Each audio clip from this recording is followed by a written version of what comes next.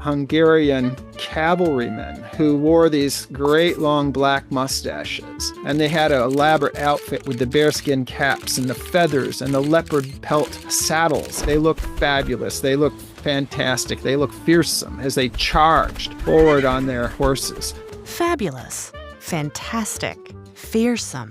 Words that certainly describe this mustache. But where do unique facial hair trends like this come from? The basic thing that needs to be recognized is that facial hair is a form of social communication. Its changes over time have indicated new messages that men collectively, in a social context, are trying to express. It's not a matter of style, it's not a matter of technology, it's a matter of those social changes. And they happen relatively rarely. So rarely that our expert identifies only 4 major facial hair movements in all of Western history. In between, the default style always goes back to shaving.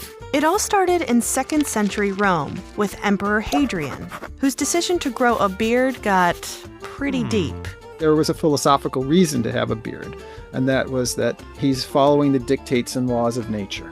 Hadrian wasn't just saying he looked good. To him, not shaving was a nod of respect to the natural world. Hadrian also started a trend. For the next few hundred years, everyone who was anyone in the Roman world had a beard. Our second beard movement skips ahead to the Middle Ages, when 2 major powers tried to distinguish themselves through style.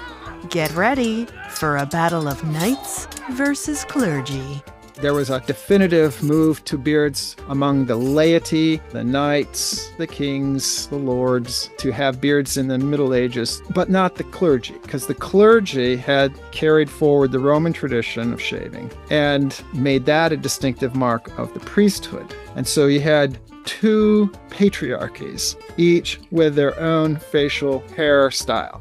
This era ends up influencing the next beard trend a few centuries later. The Renaissance was an era of art, science, and new ideas about facial hair. In the late Renaissance, there's another move back to beards because they are saying we have a new, more secular idea of manliness. And we're moving away from the values of the church and we're adopting our own secular ideals. And we're going to mark that by growing beards. And then finally, there's a last major return to beards in the late 19th century. That's when we get facial hairstyles like this, and even this.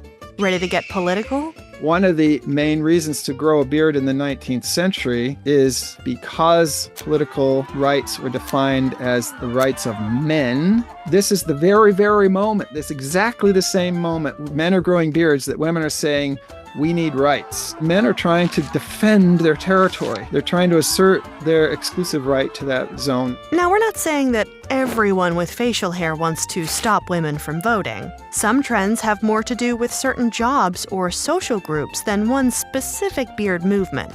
And people can decide to grow facial hair for all sorts of normal, non-ideological reasons. But maybe rewatch this video before trying No Shave November, just in case.